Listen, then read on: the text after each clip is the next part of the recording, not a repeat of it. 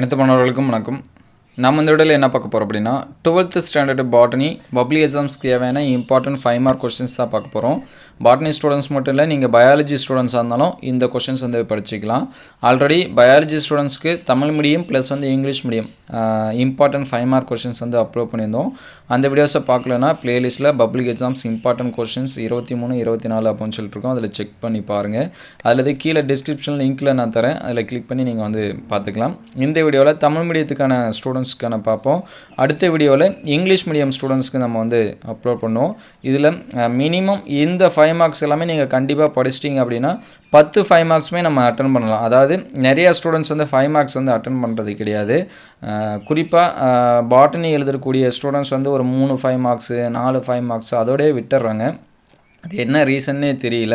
நீங்கள் படிக்கிற முறையை கொஞ்சம் மாற்றி படிச்சிங்க அப்படின்னா கண்டிப்பாக நீங்கள் வந்து 5 5 மார்க்ஸுமே நம்ம அட்டன் பண்ணலாம். நமக்கு வந்து 10 லெசன்லேருந்து 10 5 மார்க்ஸ் வந்து கண்டிப்பாக கேட்பாங்க. நீங்கள் இந்த 5 மார்க்ஸ் எல்லாமே படிச்சிருக்கீங்களா அப்படின்னு சொல்லிட்டு செக் பண்ணி பாருங்கள். படிக்காமல் இருந்தீங்க அப்படின்னா இந்த 5 மார்க்ஸ் எல்லாமே படிச்சிருங்க. ஆல்ரெடி நம்ம லெசன் வைஸாக முக்கியமான கொஸ்டின்ஸ் வந்து இன்டீரியர் இது எல்லாமே அப்லோட் பண்ணோம். அந்த வீடியோஸ் எல்லாமே நீங்கள் பார்த்துருப்பீங்க. பார்க்காத இருந்த ஸ்டூடெண்ட்ஸாக இருந்தீங்கன்னா நான் அடுத்த வீடியோவில் உங்களுக்கு அப்லோட் பண்ணுறேன். உங்களுக்கு வேணும் அப்படின்னா ப்ளேலிஸ்ட்டில் இருக்கும், ப்ளஸ் வந்து வீடியோ லிஸ்ட்லையுமே இருக்கும். அதை நீங்கள் வந்து செக் பண்ணி பார்த்துக்கலாம். இல்லைனா நான் அடுத்த வீடியோவில் தமிழ் மீடியம் ப்ளஸ் வந்து இங்கிலீஷ் மீடியம் அதை வந்து அப்லோட் பண்ணுறேன். நீங்கள் வந்து மினிமம் இந்த 5 மார்க்ஸ் எல்லாமே படிச்சிட்டிங்கன்னா கண்டிப்பாக நீங்கள் வந்து 20 ப்ளஸ் இல்லை 25 மார்க்ஸே கண்டிப்பாக நீங்கள் ஃபுல்லாக எடுக்கலாம். அதனால் இந்த வீடியோவை முழுமையாக பாருங்கள். அதுக்கு முன்னாடி நீங்கள் என்ன நம்ம சேனலை சப்ஸ்கிரைப் பண்ணாமல் பார்த்துருந்தா சப்ஸ்கிரைப் பண்ணுறேங்க, கூடவே ஒரு லைக் பண்ணுறேங்க. நிறையா ஸ்டூடெண்ட்ஸ் வந்து லைக் பண்ணாமல் பார்க்குறீங்க. அடுத்தடுத்த வீடியோ போடுறதுக்கு மோட்டிவேஷனாக இருக்கும். அதனால் ஒரு லைக் பண்ணிவிட்டு பாருங்கள். மற்ற ஸ்டூடெண்ட்ஸும் வந்து இந்த கொஷின்ஸ் எல்லாமே படிக்கணும் அப்படின்னு நீங்கள் விரும்புனீங்க அப்படின்னா ஒரு லைக் பண்ணிவிட்டு பாருங்கள். இப்போ சொல்லக்கூடிய கொஷின்ஸ் எல்லாமே உங்களுக்கு ஹாஃப் இயர்லி எக்ஸாம்ஸில் கேட்டிருந்தா ஒரு லைக் அண்ட் கமெண்ட் பண்ணுறேங்க. எங்களுக்கு இதெல்லாமே கேட்டிருக்காங்க சார் அப்படின்னு சொல்லிட்டு. மோஸ்ட்லி 90% சொல்கிறேன், இது எல்லாமே உங்களுக்கு வந்து கேட்டிருக்காங்க சான்சஸ் வந்து நிறையா இருக்குது. அதனால் இதில் இருக்கக்கூடிய கொஷின்ஸ் வந்து ரிப்பீட்டடாக படிச்சிங்க அப்படின்னா ரொம்பவே ஹெல்ப்ஃபுல்லாக இருக்கும். அதனால் என்னென்ன கொஷின்ஸ் வந்து கேட்டிருக்காங்க அப்படின்னு சொல்லிட்டு டீட்டெயிலாக பார்ப்போம். இதில் ஃபஸ்ட்டு பாருங்கள், சூழ்களின் பல்வேறு வகைகளை படத்துடன் விவரி. இந்த கொஷின் நீங்கள் ஃபஸ்ட் லெசனில் படிச்சுட்டு போகலாம். இந்த சூழ்களை பற்றி ஒரு 3 விதமான கொஷின்ஸ் வந்து கேட்கலாம். ஒன்று, சூழின் படம் வரைந்த பாகம் குறி அதை விளக்க கேட்கலாம். சூழ்களின் வகைகள் கேட்கலாம். அதுக்கடுத்து மகரந்த குழல் அந்த சூழில் என்ட்ரி ஆகிற முறைகளை பற்றி கேட்கலாம். இதுதான் 3 தான் 5 மார்க்ஸ். அதனால் இந்த 3 5 மார்க்ஸ் படிச்சிட்டிங்கன்னா கண்டிப்பாக ஒரு 5 மார்க்ஸ் உண்டு. இதை தாண்டி ஃபஸ்ட் லெசனில் நம்ம 5 மார்க்ஸ் அப்படின்னா அந்த காற்று மகரந்த சேர்க்கை, பறவை மகரந்த சேர்க்கை, பூச்சி மகரந்த சேர்க்கை, அந்த மலர்களோட பண்புகள் என்னன்னு கேட்கலாம். இது 2 தான் நமக்கு 5 மார்க்ஸு. இன்னும் 5 மார்க்ஸ் அப்படின்னு சொல்லி பார்க்குறப்ப கருவுரா கனி ஒரு 6 டைப்பு கொஸ்டின்ஸ் இருக்குது. இந்த 6 டைப்பு கொஸ்டின் படிச்சிட்டிங்க அப்படின்னா கண்டிப்பாக நமக்கு ஒரு 5 மார்க்ஸ் அட்டன் பண்ணலாம். நம்ம ஃபஸ்ட் லெசன் மட்டுமே நீங்கள் படிச்சிங்கன்னா 11 மார்க்ஸ் வந்து நீங்கள் அட்டன் பண்ணலாம். ஆல்ரெடி நம்ம ஆஃப் இயர்லிக்குமே சொல்லியிருப்போம், பப்ளிக் எக்ஸாம்ஸுக்குமே சொல்கிறோம், எந்த மாதிரியான லெசனில் எவ்வளோ 5 மார்க்ஸு, எவ்வளோ 2 மார்க், எவ்வளோ 3 மார்க்ஸ் அப்படின்னு சொல்லி கேட்பாங்க அப்படின்னு சொல்லிட்டு. கண்டிப்பாக நீங்கள் வந்து 90+ வந்து எடுக்கணும் அப்படின்னா கமெண்ட் பாக்ஸில் ஒரு கமெண்ட் பண்ணுங்கள், சார் நான் எடுக்கணும்னு நினைக்கிறேன் அப்படின்னு சொன்னீங்கன்னா நம்ம அதுக்கு தனியாக சஜஷன் ஒரு வீடியோ வந்து அப்லோட் பண்ணுவோம். இதில் 2வது கொஸ்டின் பார்த்துங்க, ஓங்குதன்மை மறைத்தல் நிகழ்வை தக்க எடுத்துக்காட்டுடன் விவரி. இது 2வது லெசனில் இருக்கக்கூடியது. இது 20 மார்ச்சில் கேட்டது. இந்த கொஷின்ஸ் எல்லாமே இது வரைக்கும் நடந்த பப்ளிக் எக்ஸாம்ஸில் கேட்ட கொஷின். இதை நீங்கள் படித்தாலே போதும். புள்ளி சடுதி மாற்றம் என்றால் என்ன, அதன் வகைகளை விவரி. இந்த கொஷின் படிக்காமல் வந்தீங்கன்னா படிச்சிருங்க. அதுக்கடுத்து உயிர் பொருள் கொள்ளை என்றால் என்ன, வேம்பு மற்றும் பாசுமதி அரிசியில் உயிர் பொருள் கொள்ளை குறித்து விவரி. இது எல்லாமே ஈஸியாக தான் இருக்கும், நீங்கள் படித்தாவே உங்களுக்கு தெரியும். மற்ற நாட்டுக்காரங்க நம்மள்கிட்ட வந்து பேட்டன்ட் வாங்கிடுவாங்க, திருப்பி அவங்கள்ட்ட நம்ம ஃபைட் பண்ணி வாங்கியிருப்போம். அவ்வளோதான், சிம்பிளான மேட்ரு. இது ஒரு 3 வரி 4 வரியில் படித்து நீங்கள் என்ன பண்ண போகிறீங்க, எழுத போகிறீங்க, அவ்வளோதான். அதுக்கடுத்து தாவர திசு வளர்ப்பின் பயன்பாடுகள். இந்த 5வது கொஸ்டினில் 2 கொஸ்டின் தான் உங்களுக்கு 5 மார்க்ஸில் கேட்குறாங்க திருப்பி. ஒன்று தாவர திசு வளர்ப்பின் பயன்பாடுகள் இல்லை அடிப்படை கொள்கை. இந்த 2 கொஸ்டின் படிச்சுட்டீங்க கண்டிப்பாக ஒரு 5 மார்க்ஸ் உங்களுக்கு கையில் இருக்குது அப்படின்னு சொல்லிட்டு நீங்கள் எதிர்பார்க்கலாம். அதுக்கடுத்து தொற்று தாவரங்கள் என்றால் என்ன, அதன் புற அமைப்பில் காணப்படும் தகவமைப்பு. இது 20 மார்ச்சில் கேட்டிருக்காங்க. சிதைவு செயல்முறையின் உள்ள பல்வேறு நிலைகள். இதெல்லாமே ஈஸியாக தான் இருக்கும். ஓசோன் குறியதலின் விளைவுகள். சரிங்களா, இது எல்லாமே ஜென்ரல் டாபிக் தான், நம்ம வந்து 8வது லெசனில் படிப்போம். அதுக்கடுத்து பல்வேறு விதமான நவீன விதை பாதுகாப்பு முறைகளை குறிப்பிடுக. இது 20 மார்ச்சில் கேட்டிருக்காங்க. இயற்கை பூச்சிக்கொல்லியினை எவ்விதம் தயாரிப்பாய், அதை கையாளும் விதத்தினை கூறுக. இது வந்து 20 மார்ச் லாஸ்ட் லெசனில் நம்ம எதிர்பார்க்கலாம். அதுக்கடுத்து 20 செப்டம்பரில் கேட்ட கொஷின் பாருங்கள், காளான் வளர்ப்பின் படிநிலைகள். இதுவுமே இந்த டைம் நிறைய இடத்துல ஆஃப் இயர்லி எக்ஸாம்ஸில் கேட்டிருந்தாங்க. அதுக்கடுத்து பாரம்பரிய விதை பாதுகாப்பு முறைகள் யாவை, அந்த கொஷின்ஸ் வந்து படிச்சிருங்க. அராப்டாப்சிஸ் தாலியானா தாவரத்தின் முக்கியத்துவம் என்ன? இது ரொம்ப ரொம்ப முக்கியம் சரிங்களா. இந்த கொஷின்ஸ் வந்து 4வது லெசன் நீங்கள் படிச்சிங்க அப்படின்னா 3வது லெசனில் இருக்குன்னு நினைக்கிறேன். அதனால் இதில் கண்டிப்பாக படிச்சுருங்க. அதே போல் தனிசெல் புரதத்தோட பயன்பாடுகள் இது 5வது லெசனில் நம்ம பார்க்கலாம். அதுக்கடுத்து புரோட்டோபிளாஸ்ட் வளர்ப்பு நிலை சரிங்களா. இப்போ நம்ம 5வது லெசன் சொன்னோம் தெரியுங்களா, அது 2 தான் ரிப்பீட்டடாக கேட்குறாங்க. இது 3வதாக ஒரு விதமான கொஷின் புரோட்டோபிளாஸ்ட்டு வளர்ப்பு நிலை, இது 5வது லெசனில் பார்க்கலாம். அதுக்கடுத்து நீர்வாழ் தாவரங்கள்னால் என்ன, அது எடுத்துக்காட்டுடன் விளக்குக, இது நம்ம 6வது லெசனில் அல்லது 7வது லெசனில் பார்க்கலாம். அதுக்கடுத்து முதல் நிலை வழிமுறை வளர்ச்சி, 2ஆம் நிலை வழிமுறை வளர்ச்சி, இது நம்ம 7வது லெசனில் என்ன பண்ணலாம், எதிர்பார்க்கலாம். அதுக்கடுத்து வன விரிவாக்க மையங்களோட முக்கிய செயல்பாடுகள், இந்த கொஷின்ஸ் எல்லாம் படிக்காமல் தான் படிச்சிருங்க. இது வந்து 8வது லெசனில் எதிர்பார்க்கலாம். அதுக்கடுத்து மூடு விதை தாவரங்களின் வளர்ச்சி முறையை பொறுத்து கருவுந்திசுவின் வகைகள் சரிங்களா. இது ஃபர்ஸ்ட் லெசனில் நீங்கள் படிச்சிருப்பீங்க சரிங்களா, என்னென்ன வகையான கருவுந்திசு, இது 20 செப்டம்பரில் கேட்டிருக்காங்க.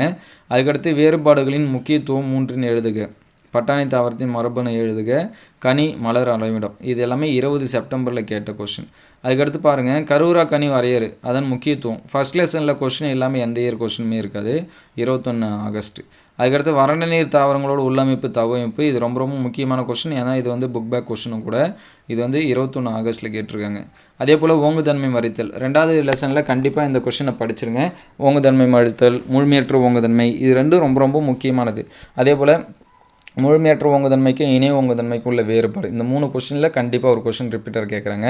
24 பாருங்கள், இது ரொம்ப ரொம்ப சிம்பிளான கொஷின் சரிங்களா. இங்கேயே கொடுத்துட்டாங்க, அதை எடுத்து நம்ம ஒரு பிரமிட் வரைய போகிறோம், அது என்ன பிரமிட்னு சொல்ல போகிறோம், அவ்வளோதான். இது புக் பேக்கில் நம்ம பார்த்துருக்கலாம். அதுக்கடுத்து 25வது கொஸ்டின் பாருங்கள், மரபணு வரைபடம் என்றால் என்ன, அதோட பயன்கள், இது நீங்கள் படிச்சிருப்பீங்க, படிக்கலாம் கட்டாயமாக அந்த கொஸ்டின் படிச்சிருங்க. அதுக்கடுத்து காடழிப்பின் விளைவுகள், இது ஜென்ரல் கொஸ்டின் மாதிரி தான், நம்ம அந்த புக்கில் நீங்கள் ஒரு வாட்டி ரீட் பண்ணிட்டீங்கன்னா போதும், ஜென்ரலாகவே எழுதிடலாம். அதுக்கடுத்து உயிர்வழி திருத்தம் என்றால் என்ன, அதோட எடுத்துக்காட்டு, அந்த பயன்கள் இது எல்லாமே இருக்கும், அதை படிச்சிருங்க. தழை உரமிடல் விளக்குக, இதுவும் ஜென்ரல் கொஸ்டின் மாதிரி தான், ஈஸியாக தான் இருக்கும், நம்ம வீட்டில் செய்யக்கூடியது தான். காட்டில் இதெல்லாமே நம்ம வந்து இலை தலை எல்லாமே வெட்டி போடுவோம், அது என்ன பிளான்ட் நேம் அதை படித்து நான் மைண்டில் வச்சுங்க, அவ்வளோதான் சரிங்களா, அதை எழுதிட்டா போதும். அதே போல் உரைகுளிர் பாதுகாப்பு பற்றி விளக்குக, இது 5வது லெசனில் 3 மார்க்ஸில் நம்ம படிச்சிருப்போம், இங்கே 5 மார்க்ஸில் கேட்டிருக்காங்க. அதுக்கடுத்து நிலவேம்பு, கீழாநெல்லி, ஆடதொடா, இவற்றோட செயலாக்க மூல மருந்து மற்றும் மருத்துவ பயன்கள் கேட்டிருக்காங்க. இது பாருங்கள் 10வது லெசனில் இருக்கக்கூடியது. இதே மாதிரி கொஸ்டினை இந்த இயரும் நீங்கள் எதிர்பார்க்கலாம், இல்லைனா உங்கள் கொஸ்டின் பேப்பரில் நீங்கள் ஆல்ரெடி எதிர்பார்த்துருக்கலாம், அரையாண்டு பரிட்சை எழுதியிருந்தால். அதுக்கடுத்து டப்பிட்டம் என்றால் என்ன, அதன் வகைகள், அதோட பணிகள், இது ஃபஸ்ட் லெசனில் நீங்கள் படிச்சிருப்பீங்க. 2வது லெசனில் நான் ஆல்ரெடி சொன்னேன் பார்த்தீங்களா, முழுமையற்ற ஓங்குதன்மை எடுத்துக்காட்டுடன் விவரி, இதே தான் திருப்பி கேட்டிருக்காங்க சரிங்களா. இங்கேயுமே கேட்டிருந்தாங்க, ப்ளஸ் வந்து மறுபடியும் அதே கொஷின் வந்து என்ன பண்ணியிருக்கு, ரிப்பீட் ஆகிருக்கு, அதனால் அந்த கொஷினை படிச்சிருங்க சரிங்களா. இங்கே ஓங்குதன்மை மறைத்தல் ப்ளஸ் வந்து இங்கே என்னது முழுமையற்ற ஓங்குதன்மை, இது நம்ம ஆல்ரெடி சொன்ன கொஷின் தான், அதனால் இதை படிச்சிருங்க. அதுக்கடுத்து குறுக்கேற்றம் என்றால் என்ன, அதோட முக்கியம் செயல்துறை, அந்த செயல்முறை இதெல்லாமே படிச்சிருங்க. தனிசெல் புரதம் என்றால் என்ன, அதன் பயன்பாடு பாருங்கள் ரிப்பீட் ஆகிருக்கு சரிங்களா. அதே போல் தாவர திசு வளர்ப்பின் அடிப்படை கொள்கை, இதுவும் ரிப்பீட் ஆகிருக்கு சரிங்களா. இனிமேல் வர கொஷின்ஸ் எல்லாமே பார்த்திங்க அப்படின்னா ரிப்பீட் ஆகிருக்கும், ஒரு 2-3 இயருக்கு அதுக்கிட்ட பார்த்திங்கன்னா இதுக்கு அடுத்து கேட்ட கொஷினே தான். அதே போல் பாருங்கள் தகவமை அடிப்படையில் வறநிலை தாவரம், இதுவும் ரிப்பீட்டட் கொஷின் தான் சரிங்களா, ஏன்னா இது ஒரு 4-5 கொஷின் முன்னாடி தான் சொன்னோம். அதுக்கடுத்து சூழல் மண்டலத்தின் வகைகள் எடுத்துக்காட்டுடன் பட்டியலிட. அதுக்கடுத்து திரவம் அல்லாத கழிவு ஒரு சுகாதார பிரச்சனை, அதை தீர்க்க சரியான வழிமுறை, அந்த திடக்கழிவு இது எல்லாமே மேலாண்மை பற்றி நம்ம சுவாலஜிலையும் படிப்போம், பாட்னிலையும் படிப்போம்.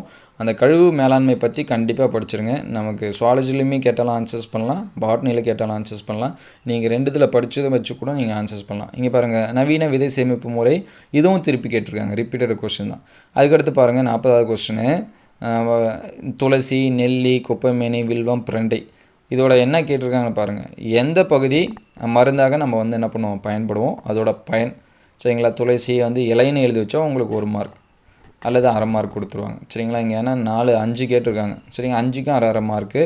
அதோட யூசஸ், சளிக்கு பயன்படும் 1 மார்க்ஸ் சிம்பிளாக வந்துடும். நெல்லியில் அந்த கனியை சாப்பிடுவோம், குப்பைமேனி இலையை பயன்படுத்துவோம், வில்லும் கனி, பிரண்டை வந்து அந்த தண்டு பகுதி, இலைப்பகுதி இதெல்லாமே நம்ம பயன்படுத்துவோம் சரிங்களா, அதெல்லாமே படிச்சுங்க. உயிர் பூச்சி விரட்டி தயாரிப்பு முறை, பூச்சிக்கொல்லி, பூச்சி விரட்டி 2 இது இருக்குது, 2மே படிச்சுருங்க. 10வது லெசன்லேருந்து கண்டிப்பாக அதை நம்ம வந்து எதிர்பார்க்கலாம் சரிங்களா. இங்கே பாருங்கள் இது 41, 40, இது 2மே 2 இயர் கொஷின். இங்கே 22 மே, இது 22 ஜூலை 10வது லெசனில் கேட்டிருக்காங்க. அதுக்கடுத்து சூழின் அமைப்பு தகுந்த படத்துடன் விவரி, நம்ம ஸ்டார்டிங்கில் சொன்னது தான். களப்பொருத்தம் என்றால் என்ன, அதோட படிநிலை. 22 ஜூலை. மெண்டலின் ஒருபண்பு கலப்பினை எடுத்துக்காட்டுடன் விவரி. புவியியல் சார் தகவமைப்பு முக்கியத்துவம், இது 22 ஜூலையில் கேட்டிருக்காங்க. அதுக்கடுத்த கொஸ்டின் பார்ப்போம். அதுக்கடுத்து மூலக்கூறு மரபியலாவில் அராப்டாப்சிஸ் ஒரு தகுந்த மாதிரி தாவரம் என்பதற்கான பண்புகள் யாவை? இது ரிப்பீட்டட் கொஸ்டின். அதுக்கடுத்து முதல்நிலை மற்றும் இரண்டாம் நிலை வழிமுறை வளர்ச்சிக்கு இடையான வேறுபாடு, இதுவும் வந்து என்ன கேட்டிருக்காங்க, ரிப்பீட்டடாக கேட்டிருக்காங்க. அதுக்கடுத்து தாவரங்களில் பல்வேறு வகையான இடைச்செயல்களை எடுத்துக்காட்டுடன் விளக்குக. அதுக்கடுத்து உறைகுழி பாதுகாப்பு, இதுவும் ரிப்பீட் ஆகிருக்கு. நீங்கள் நோட் பண்ணிகிட்டே வந்தீங்கன்னா இந்த கொஷின்ஸ்லாம் ரிப்பீட் ஆகிருக்கும். அதுக்கடுத்து சலிக்கை செய்தல்னா என்ன, நீலவெண்மை காலனி தேர்வு, படிக்காமல் இருந்தீங்கன்னா படிச்சிருங்க. அதுக்கடுத்து தாவர வழிமுறை வளர்ச்சியோட முக்கியத்துவம், இதுவும் ரிப்பீட் ஆகிருக்கு. அதுக்கடுத்து பசங்க நீங்கள் மரபணு சார்ந்த பாரம்பரியத்தை எடுத்துக்காட்டுடன் விளக்குக, இது 23 மார்ச் கேட்டிருக்காங்க. தாவரங்களில் ஆர்என்ஏ திருத்தம், இது படிக்காமல் இருந்தால் படிச்சிருங்க. அதுக்கடுத்து உயிர் தொழில்நுட்பின் பயன்பாடுகள், இது ரொம்ப ரொம்ப முக்கியமானது, படிச்சிருங்க. அதே பாருங்கள் புரோட்டோபிளாஸ்ட் வளர்ப்பு, இதுவும் ரிப்பீட்டடாக கேட்டிருக்காங்க. சரிங்களா? அதுக்கடுத்து நீர் பற்றாக்குறை தீர்வை ஆலோசித்து அதன் நன்மைகளை எழுதுக. மழைநீர் சேகரிப்பு தான் அந்த மாதிரி கேட்டிருக்காங்க. அதுக்கடுத்து நீர்வாழ் தாவரங்களின் வகை, இதுவும் ரிப்பீட்டடாக கேட்டிருக்காங்க. அதே அடுத்து பயிர் பெருக்கத்தில் புதிய பண்புக்கூறுகளை உருவாக்கும் புதிய பயிர் பெருக்க தொழில்முறை, இது நம்ம பயாலஜி கொஸ்டின்ஸ்லையுமே கேட்டிருந்தாங்க. அரிசி மற்றும் தேக்கின் பொருளாதார முக்கியத்துவம், இது ரொம்ப ரொம்ப முக்கியமானது, 10th லெசனில் 23 மார்ச். உயிரி பூச்சி வெரைட்டி, இது பாருங்கள் ரிப்பீட்டடு. அதே மாதிரி சூழின் அமைப்பு, இதுவும் ரிப்பீட்டடு கொஸ்டின். விலங்குகள் மூலம் கனி மற்றும் விதைகள் பரவுதல், அது படிச்சிருங்க. பூச்சி மகரந்த சேர்க்கை, நம்ம ஸ்டார்டிங்கில் சொன்னோம், ஒன்று காற்று கேட்கலாம், பூச்சி கேட்கலாம், எது வேணாலும் கேட்கலாம், அதனால் அதெல்லாமே படிச்சிருங்க. அதுக்கடுத்து நறுமணப் பொருட்களின் அரசன் அரசி, அது யார், அவங்களோட பேர் என்ன, அவங்களோட பயன்கள், இதெல்லாமே கேட்டிருக்காங்க, அதெல்லாமே படிச்சிருங்க. அதுக்கடுத்து பல்வேறு வகை ஒற்றெடுப்பு தொழில்நுட்ப ஒப்பிடுக. அதுக்கடுத்து கலப்புறுத்து முறையின் பல்வேறு வகை, தாவரத்தை சுழற்பின்னு பாருங்கள், இது ரிப்பீட்டடாக கேட்டிருக்காங்க. இந்த 66, 67 ரிப்பீட்டட் கொஷின்ஸு. அதுக்கடுத்து 68 ஓங்குதன்மை மறைத்தல், இதுவும் ரிப்பீட்டட் கொஷின் தான். அதுக்கடுத்து சூழல் மண்டல பாதுகாப்புக்கு நீங்கள் எவ்வாறு உதவுவீங்க, இது வந்து புக் பேக் கொஷினு. அதுக்கடுத்து வேளாண் காடு வளர்ப்பின் நன்மை, இந்த அராப்டாப்சிஸ் தாலியானா, இதுவும் ரிப்பீட்டட் கொஷின். சரிங்களா? இந்த கொஷின்ஸ் எல்லாமே ரொம்ப ரொம்ப முக்கியமான கொஷின்ஸ் தான். இந்த 70 5 மார்க்ஸ் வந்து நீங்கள் கண்டிப்பாக படிச்சிருப்பீங்க. 70ல் கண்டிப்பாக நீங்கள் ஒரு 30 5 மார்க்ஸாவது படிச்சிருப்பீங்க, உங்களுக்கே தெரியாது.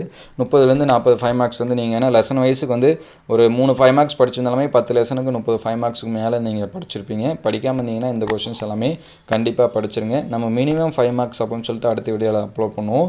இந்த வீடியோ உங்களுக்கு பயனுள்ளதாக இருந்துச்சு அப்படின்னா உங்கள் நண்பருக்கு ஷேர் பண்ணுங்கள். நீங்கள் என்ன நம்ம வாட்ஸ்அப் குரூப் அண்ட் சேனலில் ஜாயின் பண்ணாமல் தான் கீழே டிஸ்கிரிப்ஷன் லிங்க்கில் தரேன், அதில் கிளிக் பண்ணி ஜாயின் பண்ணிங்க. இந்த வீடியோ எந்த அளவுக்கு ஹெல்ப்ஃபுல்லாக இருக்குன்னு சொல்லிட்டு கமெண்ட் பாக்ஸில் கமெண்ட் பண்ணுங்கள். அடுத்த வீடியோவில் இங்கிலீஷ் மீடியம் ஸ்டூடெண்ட்ஸ்க்கு வந்து பார்ப்போம். தேங்க்யூ ஃபார் வாட்சிங்.